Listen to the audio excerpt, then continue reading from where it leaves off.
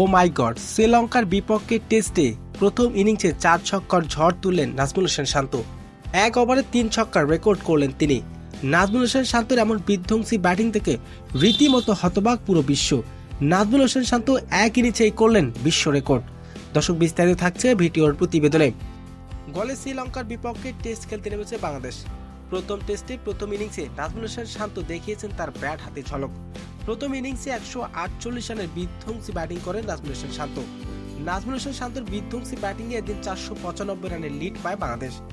সে রানের জবাবে ব্যাটিং করতে নেমে 485 রানের অল আউট হয়ে যায় শ্রীলঙ্কা। এরপরে দ্বিতীয় ইনিংসে ব্যাট করতে নেমে বাংলাদেশ। শুরুতে তেমন একটা ব্যাটের আলো ছড়াতে পারেনি দুই ওপেনার সাদমান ইসলাম এবং মোমিনুল। এই দুই ব্যাটার আউট হওয়ার পর ব্যাটিংয়ে আসে বাংলাদেশের টেস্টের অধিনায়ক নাজমুল হোসেন শান্ত। মুশফিকুরকে সাথে নিয়ে এদিন বিধ্বংসী ব্যাটিং করেছেন তিনি। তবে মুশফিক এদিন 49 রানে গুটিয়ে যায় তার ইনিংস। তবে এদিন দলের হাল ধরেন অধিনায়ক নাজমুল হোসেন শান্ত। শ্রীলঙ্কার বোলারদের পিটিয়ে দিন নাস্তানাবদ করেছেন তিনি।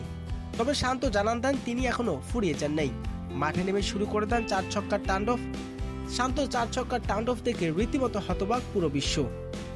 প্রথম বাংলাদেশি ব্যাটার হিসেবে 2 টেস্টে করলেন সেঞ্চুরি। 146 এবং 124 করেছেন আফগানিস্তানের বিপক্ষে মিরপুরে 2023 সালে।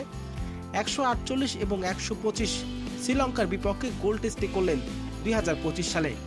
বাংলাদেশি অধিনায়ক হিসাবে টেস্টে 2 ইনিংসে সেঞ্চুরি করার কৃতিত্ব টেস্ট ইতিহাসে করলেন 16 বারের মতো ক্যাপ্টেন